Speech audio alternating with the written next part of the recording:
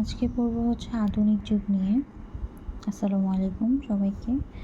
চলেন শুরু করি। আধুনিক যুগে কি আছে? বাংলা সাহিত্যে আধুনিক যুগের পরিধি বা ব্যাপ্তিকাল হচ্ছে 1801 থেকে বর্তমান কাল পর্যন্ত। ইংরেজ আগমন এর ফলে সমাজ জীবনে যেমন পরিবর্তন সূচিত হয়েছিল, তেমনি সাহিত্যের ক্ষেত্রে নতুন চিন্তা চেতনা অনুপ্রবেশ করেছিল। দীর্ঘদিনের অচল কুসংস্কারাচ্ছন্ন পল্লী সভ্যতার বুনিয়াদ ভেঙে চলমান বিশ্বের সঙ্গে সংযোগ ঘটল এই দেশের। প্রধানত ইংরেজি শিক্ষা, সভ্যতা এবং সাহিত্যের সঙ্গে পরিচয়ের মাধ্যমে এদেশের বুদ্ধিজীবীদের মধ্যে নতুন চেতনার উন্মেষ ঘটল, যা রেনেসাঁ বা নবজাগৃতি হিসেবে পরিচিত। শ্রীরামপুর মিশন ও বাংলা ছাপাখানা, মানে মোট কথা হচ্ছে 1801 থেকে বর্তমান পর্যন্ত হচ্ছে আধুনিক যুগের ব্যাপ্তিকাল। হ্যাঁ, এরপর আরেকটা যেটা বললো সেটা হচ্ছে যে ইংরেজরা যে এসেছিল, এটার কারণে অর্থনৈতিক বলেন, সামাজিক একটা যে প্রভাব পড়েছিল সেটা সাহিত্যের ক্ষেত্রেও পড়েছিল আর কি। নতুন নতুন সাহিত্যের অনুপ্রবেশ ঘটেছিল। যাই হোক, এবার বাংলা ছাপাখানা জানি। আধুনিক যুগের শুরুতে প্রতিষ্ঠিত হলো বইপত্র মুদ্রণের জন্য ছাপাখানা। মুদ্রিত হলো পাঠ্যপুস্তক, ধর্মগ্রন্থ, পত্রপত্রিকা এবং জ্ঞান বিজ্ঞানের বিভিন্ন বই। পশ্চিমবঙ্গের হুগলি জেলায় 10 জানুয়ারি 1800 সালে শ্রীরামপুর মিশন এবং ওই বছরের মার্চ মাসে শ্রীরামপুর মিশনের প্রেস প্রতিষ্ঠিত হয়। তারও আগে 1778 সালে চার্লস উইলকিন্স প্রথম বাংলা ছাপাখানা প্রতিষ্ঠিত করে বাংলা অক্ষরের নকশা তৈরি করে। এই কারণে তাকে মুদ্রাক্ষরের জনক বলা হয়। একটু সামারিটা জানার চেষ্টা করি। জানুয়ারির 1800 সালে 10 জানুয়ারি 1800 সালে শ্রীরামপুর মিশন, কলকাতায়, হ্যাঁ, শ্রীরামপুর মিশন প্রতিষ্ঠিত হয় এবং ছাপাখানা, শ্রীরামপুর মিশনের ছাপাখানা মানে প্রেস প্রতিষ্ঠিত হয় হচ্ছে মার্চ মাসে, ওই বছরেই মার্চ মাসে। জানুয়ারিতে হচ্ছে মিশন শুরু হয় আর ছাপাখানা শুরু হয় মার্চ মাসে, মানে প্রায় 2 মাস পরে। তারও আগে 1778, প্রায় অনেক বছর আগে, চার্লস উইলকিন্স প্রথম বাংলা ছাপাখানা প্রতিষ্ঠিত করে। চার্লস উইলকিন্স 1778 সালে। হ্যাঁ, সে আবার মুদ্রা অক্ষরের জনক, প্রথম অক্ষরের নকশা করে, এই জন্য দুইটাই ইম্পর্টেন্ট। ফোর্ট উইলিয়াম কলেজ, গদ্য জিনিসটা কোথেকে আসছে এবার জানবো। 19 শতকে বাংলা সাহিত্যে গদ্যের সূচনা হয়। 19 শতকে, হ্যাঁ, বাংলা গদ্য বিকাশে ফোর্ট উইলিয়াম কলেজের অবদান উল্লেখযোগ্য। ইস্ট ইন্ডিয়া কোম্পানির এই দেশীয় ভাষা শিক্ষার উদ্দেশ্যে 1800 সালে ফোর্ট উইলিয়াম কলেজ প্রতিষ্ঠিত হয়। 1900 সাল থেকে প্রায় 100 বছর পরে গদ্যের সূচনা হয়। 1800 সালে ফোর্ট উইলিয়াম কলেজ প্রতিষ্ঠিত হয়। 1801 সালে বাংলা বিভাগ খোলা হয় এবং এটার বাংলা বিভাগের প্রধান ছিলেন উইলিয়াম ক্যারি। ফোর্ট উইলিয়াম কলেজের পণ্ডিতবর্গের রচিত গদ্য গ্রন্থের তালিকা। রচয়িতা উইলিয়াম ক্যারি। রচয়িতা কে? উইলিয়াম ক্যারি, রাম বসু, মৃত্যুঞ্জয় বিদ্যালঙ্কার, চণ্ডীচরণ মনীষী, গোলকনাথ শর্মা। উইলিয়াম ক্যারি যে সাহিত্যকর্মগুলো করে তা হচ্ছে কথোপকথন, ইতিহাসমালা। রাম বসু করে রাজা প্রতাপাদিত্য চরিত্র লিপিমালা। মৃত্যুঞ্জয় বিদ্যালঙ্কার করেন 32 সিংহাসন, রাজাবলী, প্রবোধচন্দ্রিকা। চণ্ডীচরণ মনীষী করেন তোতা ইতিহাস। গোলকনাথ শর্মা করেন হিতোপদেশ।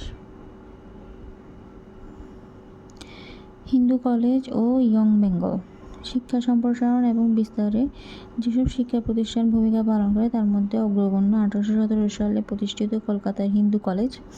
প্রাচীন ধ্যান ধারণা এবং ধর্মীয় গোঁড়ামিকে ভেঙে দিয়ে নতুন মুক্তবুদ্ধির আলোয় উদ্ভাসিত হয়ে এই কলেজে গড়ে ওঠে ইয়ং বেঙ্গল নামক সংগঠন। হেনরি লুই ডিভিয়ান ডিরোজিও ছিলেন হিন্দু কলেজের তরুণ অধ্যক্ষ এবং ইয়ং বেঙ্গল আন্দোলনের প্রবক্তা।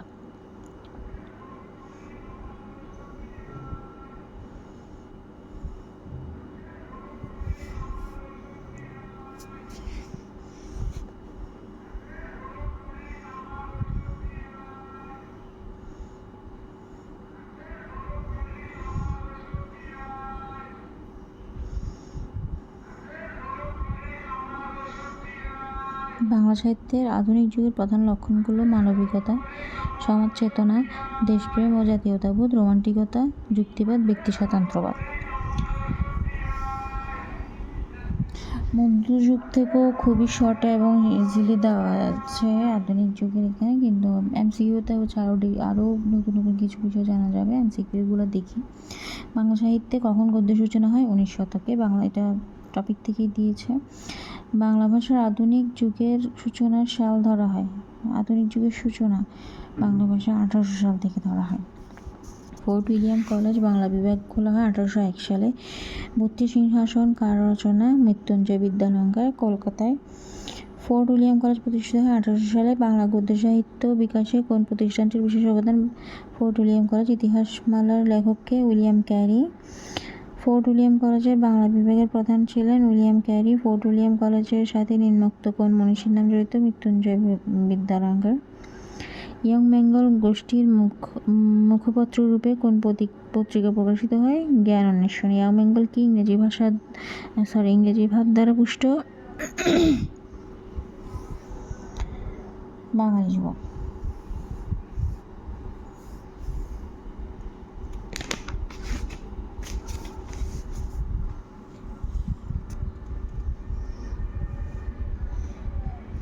ঢাকা মুসলিম সাহিত্য সমাজের প্রতিষ্ঠা কোন খ্রিস্টাব্দে? 1926। ঢাকা মুসলিম সাহিত্য সমাজ। মুসলিম সাহিত্য সমাজের মুখপত্র ছিল শিখা। বাংলাপিডিয়া প্রকাশের উদ্যোক্তা? বাংলাপিডিয়া প্রকাশের উদ্যোক্তা Bangladesh Asiatic society. Bangla academy প্রতিষ্ঠিত হয় 3 ডিসেম্বর 1955। বাংলা একাডেমির মূল ভবনের নাম ছিল বর্ধমান হাউস। ভাষা আন্দোলনের ফলে কোন প্রতিষ্ঠান সৃষ্টি হয়েছিল? বাংলা একাডেমি। ভাষা আন্দোলন হয়েছিল আমাদের 1952 সালে, আর 1955-তে বাংলা একাডেমি প্রতিষ্ঠিত হয়। ভাষা আন্দোলনের ফলশ্রুতিতেই হয়তো বাংলা একাডেমিটা প্রতিষ্ঠিত হয়েছিল। যাই হোক, বাংলা ভাষায় মুদ্রিত প্রথম গ্রন্থ কোনটি? কথোপকথন। উইলিয়াম ক্যারি কার কাছ থেকে বাংলা শিক্ষা নিয়েছেন? রামরাম বসু। বাঙালির লেখা প্রথম মুদ্রিত গ্রন্থ কি? রাজা প্রতাপাদিত্য চরিত।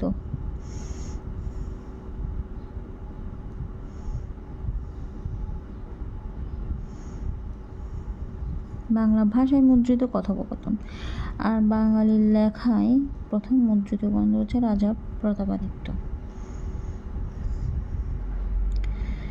মৃত্যুঞ্জয় বিদ্যালঙ্কারের কোন গ্রন্থ বিভিন্ন কলেজে পাঠ্য ছিল? প্রবোধ চন্দ্রিকা। এটা পাঠ্য বইয়ে ছিল। মৃত্যুঞ্জয় বিদ্যালঙ্কারের প্রবোধ চন্দ্রিকা বিভিন্ন কলেজে পাঠ্য বইয়ে ছিল। ছাপার অক্ষরে বাংলা হরফের প্রথম ব্যবহার কখন হয়? 1778। ওই যে যখন করেছিল, ওর নাম কি?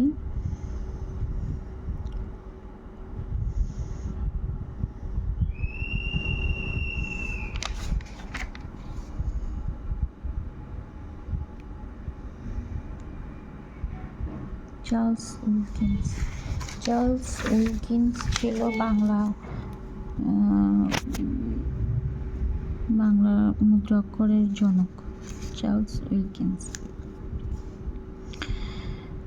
তো তখন উনি প্রথম ছাপাখানা প্রতিষ্ঠা করেন 1778 সালে। এরপরে আবার হয়েছে 10 জানুয়ারি 1800 সালে। 10 জানুয়ারিতে, মার্চ মাসে। বাংলা ব্যাকরণের প্রথম লেখক হেলহাইট। ছাপা অক্ষরের বাংলা হরফের প্রথম ব্যবহার হবে 1778। বাংলা ব্যাকরণ প্রথম লেখক ব্যাকরণের প্রথম লেখক হেলহাইট। এটা ইম্পর্টেন্ট।